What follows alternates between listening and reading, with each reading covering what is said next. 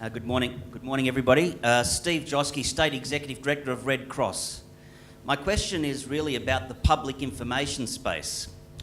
And I just wondered whether the panel would like to reflect on how we've managed public information. Elizabeth was kind enough to mention fear and hysteria. And I just wondered, in terms of this current Ebola outbreak, the reflections on how we've managed public information. It would seem, even from a casual observer, that the nexus between fear and hysteria and lack of political leadership to deploy resources is a real one and a concerning one. Thank you. Who would like to take that question? I mean, I think it's a very important point. I mean, the downstream effects of unfettered fear are huge in terms of the social, political, economic implications for a country, and I think that there's a lot maybe that we need to learn from this in terms of actually who are the key players here that can help out with this. I think more maybe robust associations between media and healthcare would be one issue, and I think that's how information gets disseminated today is much different than how it would be disseminated 20 or 30 years ago. I mean, it's almost immediate that things get deployed today. And from a national standpoint also, I think that there could be perhaps a system in place such that information gets vetted and appropriately disseminated through appropriate sources to actually allay some of those fears. I think that in terms of actually the both systems play into each other. So if you have international fear and hysteria, you can imagine what's happening locally in these environments as well, and it creates overriding chaos and actually a delay, a delay in the international response potentially. So I think you've raised a very important point. Thank you, Elizabeth. Did anyone have anything to add? Yes, if I could comment too. I've observed several things in the last few months in Australia in relation to this. First of all, I've observed how the clinical medical experts in the discussion of Ebola have been in unison, and it's actually rare to find that. But and it's been reassuring and helpful, particularly in my role, and particularly talking about how Ebola is spread and how it's not spread through the air and so on. And that it is hard to catch. Now, understand that you say it's hard to catch, but people can see the numbers rising in West Africa and say, well, how do you explain the two of those? But part of and there it is, as one of my colleagues in WHO has said, in many ways it's a disease of behaviours. Now, I won't go further into that.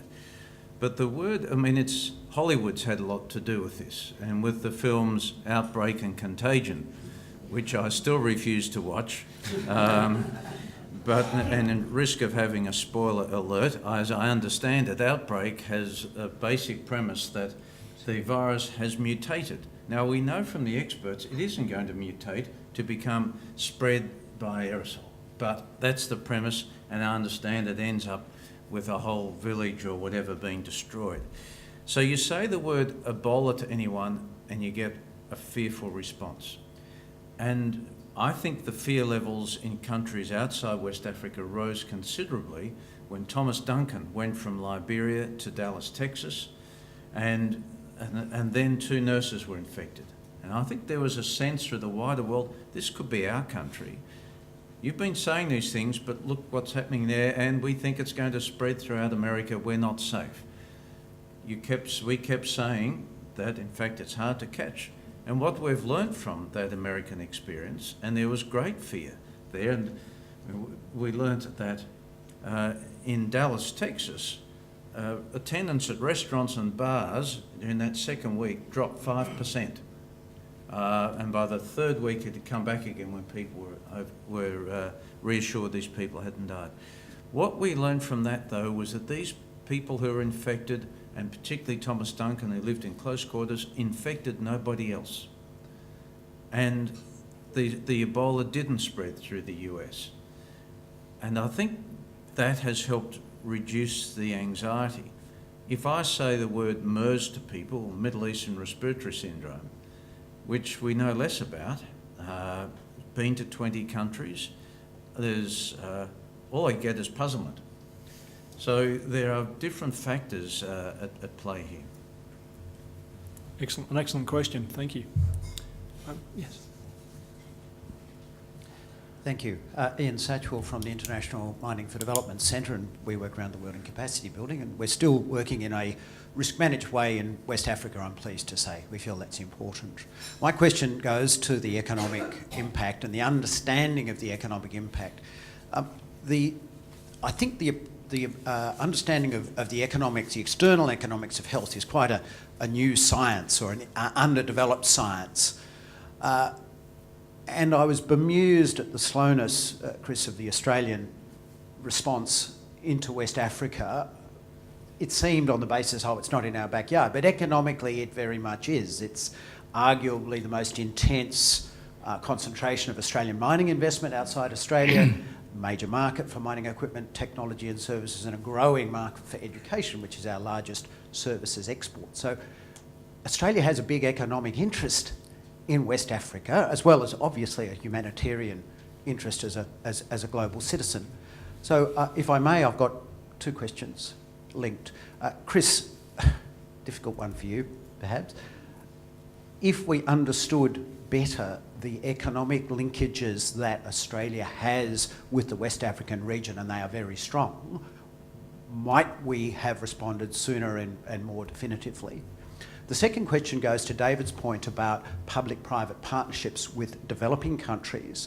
I see there's some nice opportunity, given Australia and Canada's and other mining nations' capacities, for a triangular linkage involving the private sector, involving the host country, and involving the developed country that is the source of investment and management. Thank you. Thank you, Ian. Chris, perhaps if you come in first. Well, thank you for the question. People often say that, don't they, when they don't really mean it.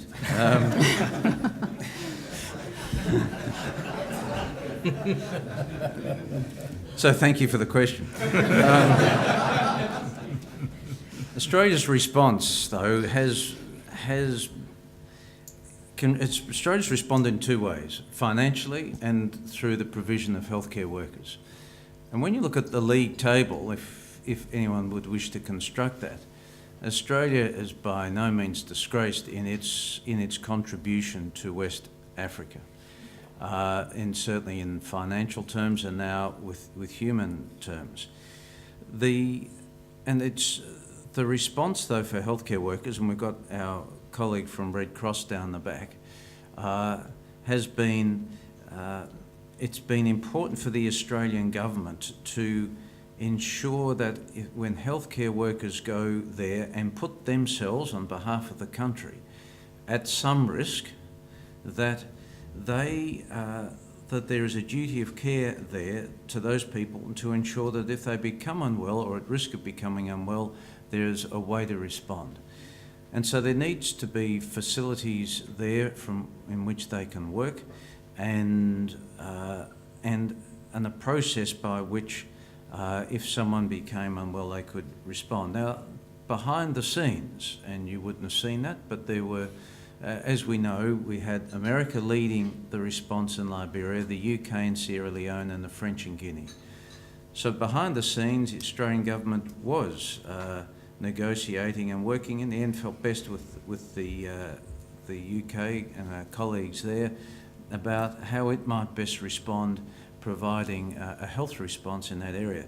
They're going, and we've now got people at Hastings Airfield in Freetown in Sierra Leone, to a facility, and the UK is building 7 100-bed facilities throughout Freetown. It's not quite finished yet.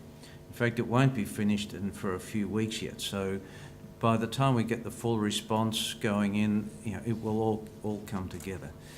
It's not been easy building facilities in Sierra Leone. It rains constantly. The designs have had to change. And being able to sort out evacuation processes if necessary, but treatment in country processes that the UK have now just been able to put in. So I think it's been a reasonable response in that way. And in fact, the whole the response for healthcare workers has rested hugely, and you've got to provide enormous respect for the non-government organisations, MSF, Red Cross and so on, that have provided work in that area. Australia has provided funding, so there are things that go on behind the scene that you don't see, and Australia is still now one of the leading countries, when you look at the 194 countries in the world, is providing a significant response. Thank you, Chris. David, I think there was something there for you as well. Yeah, I'd like to answer your question and then pull in a little bit about civil society and the importance of that in these outbreaks. I think mining companies have really taken an interest in this outbreak, and as you probably know, on the 11th of December, there will be a meeting of a whole group of mining companies to get together and figure out how they can really support better this outbreak, but also begin to look in the future. And I've been fortunate to be able to work with many of you here, Bill Rapar and Tricia in the back, and Bill Turner, on the Africa Down Under meetings and the mining industry from Australia, and trying to figure out how mining companies can do a better job. We've been doing this now for 2 years. And I think that there are opportunities for mining companies to work together, but they should also be working together with civil society. And civil society is extremely important in these outbreaks. In the 1995 major outbreak of Ebola, it was civil society, mainly the Red Cross, which was supported by local business in a town in the center of DRC, Kikwit. Local business provided the financial resources, the Red Cross provided the skills and knowledge, and they were able to turn that outbreak around within a very short period of time by doing two things. One was the Red Cross began to transport dead bodies and patients and learned how to do that safely. And the second thing was that they brought the epidemic into the context that local populations could understand. And so within a very short period of beginning to work, people understood that Ebola was a disease where the body was full of evil spirits, and that if someone else touched that body, those spirits would leave. The Red Cross, only local context can take this into account. So that's why I say mining companies working with civil society in the countries and with the governments can really establish resilience platforms and communication platforms which will make it possible to continue business during an outbreak. Outbreaks such as Ebola can be stopped very rapidly when they're still rural. When they get into urban areas, we see it's very difficult. Thank you, David. Sorry, I know there's a question down here. Michael Henderson, MedSci International Healthcare. David, when I consider the last two questions, the Red Cross and the economic impacts, is the WHO really, does it have the capacity in terms of media and social media to try and mitigate some of these concerns that people have, where press will pick up and run on programs that perhaps are misrepresented? Yeah. Go ahead. So, yeah. Please go ahead. Communication around this Ebola outbreak has been very difficult for WHO and for many. It's very difficult to work effectively in an organization such as WHO when there's constant criticism about how it has responded or hasn't responded. And so WHO doesn't have the strong capacity it needs to really be out there and work with all the media as it could if it were better endowed with resources. However, it does serve as an honest broker, and it does provide the information and the updates necessary. And they do this through a variety of means. Last evening, for example, I was on a 2-hour conference call with the Director General at WHO with a group of people who advise her on the outbreak response. And one of the issues we recommended was that they begin to be more transparent with the information and to provide that on a weekly basis as they themselves can get these information systems set up, but also to use that information, make sure that the countries are using it locally in the regions as feedback. So to come back to your question about communication and about whether WHO can do it, WHO will be able to do it now because they've been able to get over the first terribly difficult impact of the outbreak when it was responding to the needs of patients and all these people who were sick. Now, as more normal outbreak control begins, I think you'll see that WHO will be providing much, much more information in a much more clear way that will help the world understand what's going on. But it has a very small information office, 3 or 4 people only, working with media around the world. And they do that through virtual press conferences. But it's been a very difficult because much of the media has been looking to do shame and blame activities rather than construction. So that will come later. The shame and blame comes, as Chris said, when there will be an external assessment to see what went wrong. Do you think, David, I mean, having a national linkages, everything can't fall on the WHO. There has to be a national response through Centers for Disease Control and to represent each country or region to actually help disseminate some of this information appropriately. Yes, and I think what Chris said earlier, that there's a national focal point in each country for the international health regulations, serves as a very important entry point for information from WHO. Maybe is that serving its purpose here? We have excellent data sharing from WHO, and we get updates twice a week usually. From WHO as to the current outbreak and where things are going. And for example, in fact, it can be more frequent, and we share that, particularly with our colleagues in the states and territories and within government. But we're keeping an eye on the circumstance in relation to Mali. And that's an area where we're very interested to know what's happening there, and so we get that information. Can be as updates can be every second day.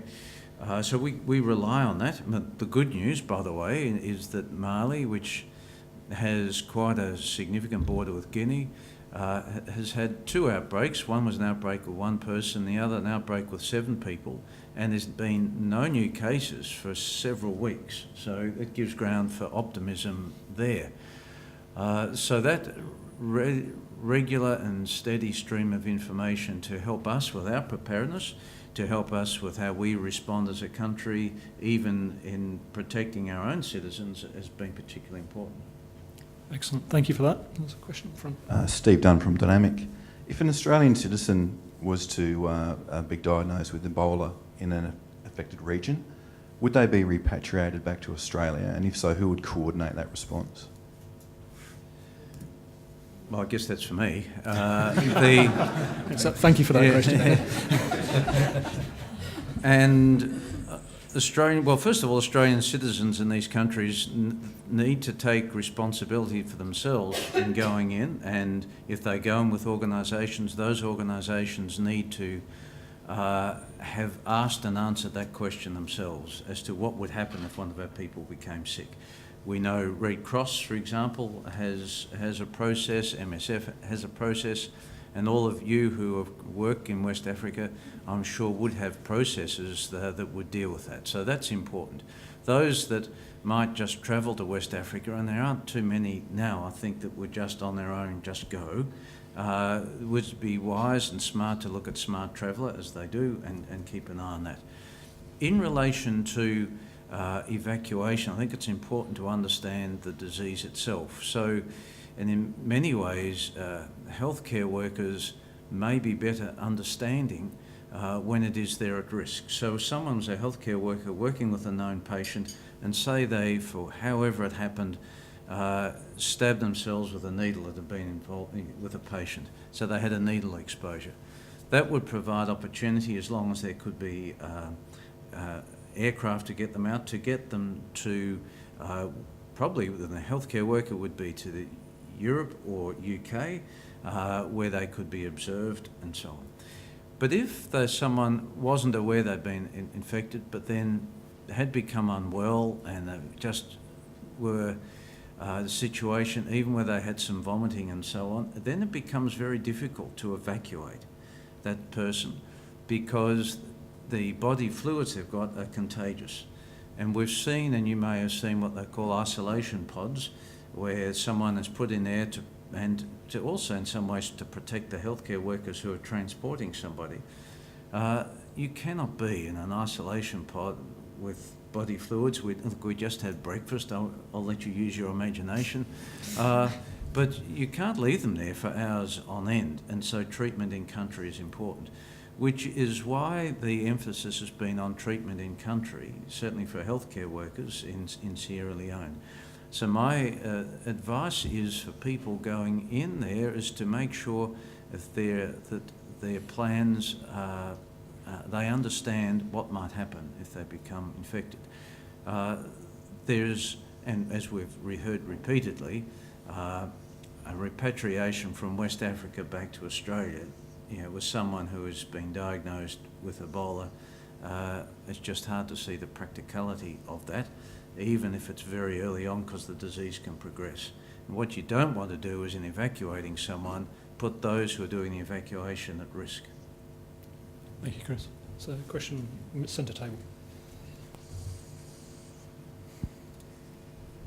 Hi, Jason Gale from Bloomberg News. I've got a question about the geopolitics of the response to Ebola. And it seems to me that the world can respond to WHO's response one of two ways. Either it can see some of the weaknesses inherent in the WHO and its ability to respond to events like Ebola and to support and strengthen WHO, or it could look to bypass WHO and go to other groups who can respond. So I'm curious to know what the panel thinks might happen.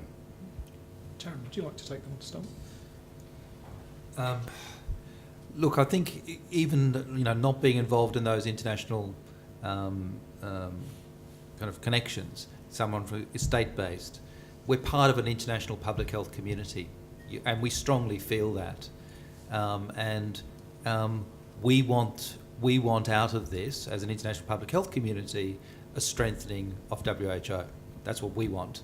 But we also see that even inside our own countries, health has a particular kind of status vis-a-vis other, government agencies, other sectors, and we're not always the most. Though we consume a lot of resources and create a lot of front pages, we're not always the most influential in terms of decision making across government either, because we're more of a problem child that has to be managed than a kind of a part of the kind of central agencies often decision making.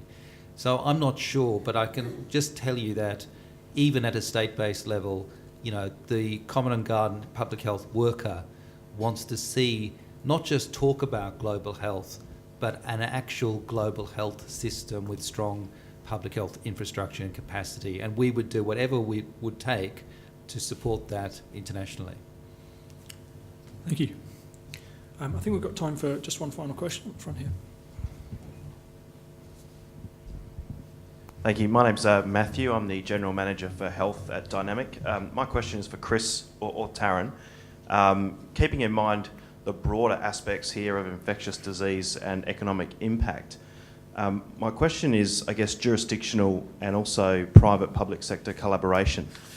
We've got a lot of multinational global projects in Western Australia where we have a global workforce, and I'm going to talk, I guess, specifically about Barrow Island as an example.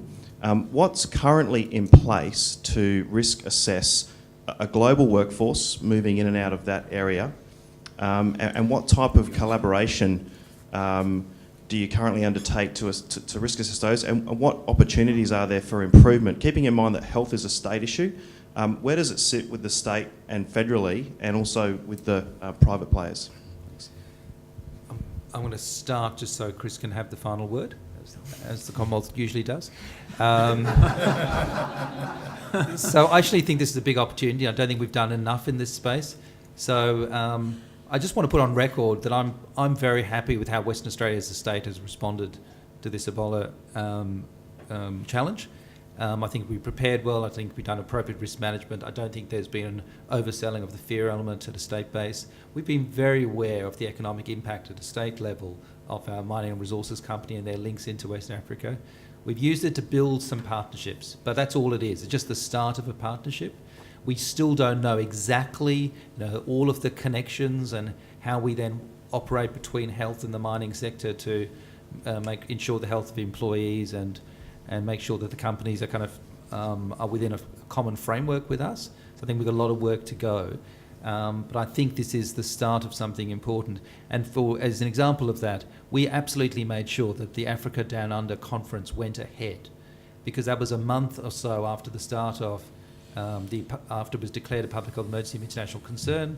We got thousands of delegates, about 500 from West Africa here, and we just did it, managed it, worked with other players, and it could so easily in another context with with more fear have just been cancelled. But I'm very proud of the fact that conference went ahead and that we're starting to build the partnerships we need to answer your question. Well, if I must have the final word, I probably should have it in praise of the public health response that occurs here in Western Australia. Tarun and I speak frequently. We certainly spoke about the conference.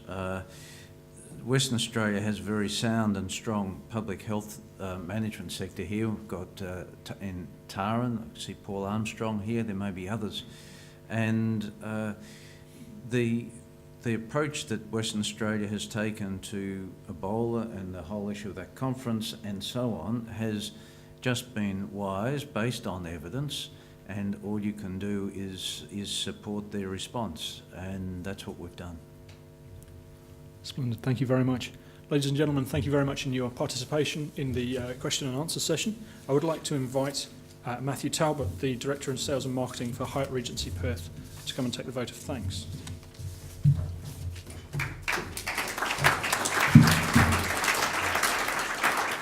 Thanks, Dan, and good morning, everyone. I hope you've enjoyed your breakfast. I'd like to first apologise for my General Manager, on behalf of my General Manager, Adam Myatt, who couldn't be here this morning. I'd also like to thank Liz and the team from CEDA for putting the panel together. I think you'll agree with me that it was a terrific discussion, and I feel very lucky to have heard the thoughts and comments of the panel. I'd also like to wish you a very safe and healthy festive period. Make sure you wash your hands frequently. I know that I will. And I'd like to invite you to join me in thanking the panel this morning. Thank you.